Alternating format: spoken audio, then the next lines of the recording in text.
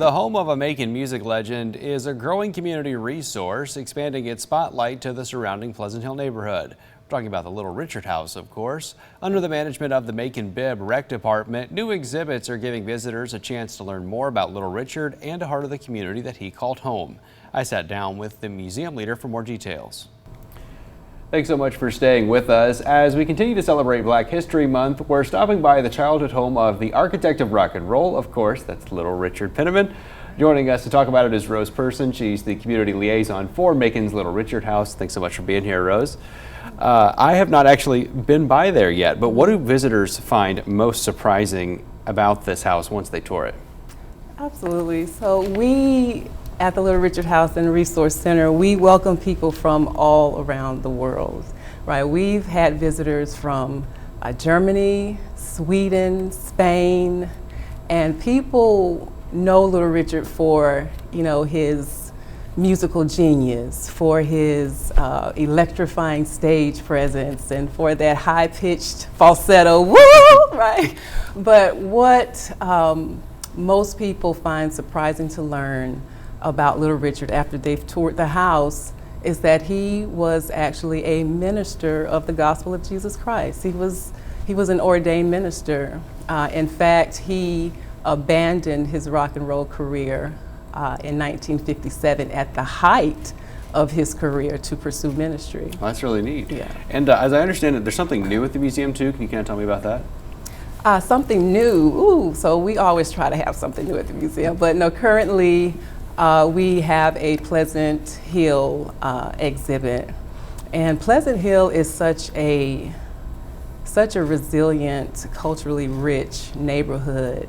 It's listed on the National Registry for Historic Places, and it's where Little Richard grew up. And so in honor of that, we do currently have this Pleasant Hill exhibit on display.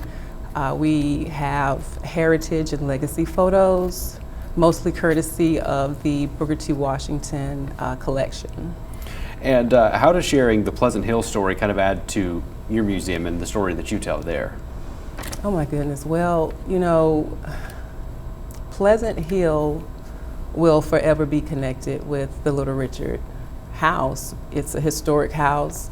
It's situated in a historic district, the historic district of Pleasant Hill. It's where Little Richard's origin story began. So it's always great to share that rich history, especially with people traveling from around the world who may not necessarily know the history and the context of the history and its impact and influence.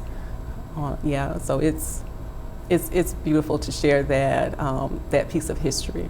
Now, there's also a video showing how you guys physically move the house. Can you Right. kind of tell me about that and what folks can expect with that? Absolutely. I don't want to give away too much. Okay. But it's called Rock and Relocate, and it was birthed from the very creative and artistic mind of Macon-Bibb County Recreation Department's very own Christopher Austin. And Chris has done such a wonderful job detailing the transition and transformation of this house from its original location on 5th Avenue to where it currently stands today on 416 Craft Street. But we have, and it's beautifully narrated by one of Pleasant Hill's key stakeholders and community leaders, Brother George Muhammad, who is also the president of the Pleasant Hill Neighborhood Organization. And we have some special guest appearances from some other community leaders and key stakeholders, such as Dr. Thomas Duvall, who is an extraordinary man. And because we're talking about Black history, I do want to mention that Dr. Thomas Duvall was the very first African American from Georgia state dental public health director. Oh, okay. Didn't know that. There's lots of figures on this series that the rec department's doing on Facebook, right? Right. So there are also appearances from District 3 Commissioner Stanley Stewart, also from Little Richard's first cousin, Rudolph Penniman. Okay. Yeah, so we have a lot of guest appearances, and we really want to encourage people to come tour the house and experience it for themselves. And for folks who are maybe coming out to plan to tour the house, do you have any upcoming events or anything like that going on? Yeah, so it's February, which means it's Black History Month at the Little Richard House and Resource Center. And this occasion presents a very special opportunity for us to blend the architect of rock and roll's musical legacy with the broader, powerful narrative of Black history in Macon. So we want to share that with the public, and also we want to encourage our youth to come out and experience that as well. So we have actually curated a fun, educational and interactive youth tour experience. Okay. Well, what's kind of the youth tour? So with the youth tour, it includes an interactive tour of the museum where the children get an opportunity to ask questions and make their commentary. It also includes some piano basics where they get an opportunity to learn a medley from a song, a Lift Every Voice and Sing, on the piano at which Little Richard played himself.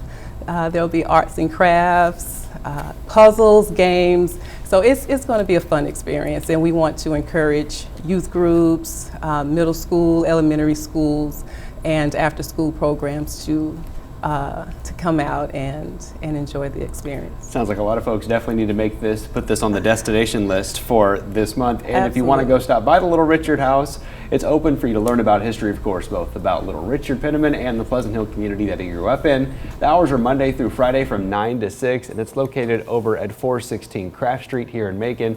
For more information, you can call that phone number right there on your screen, 478-254-3089. You can also email Chris Austin at that email on your screen right there, chrisaustin@maconbib.us.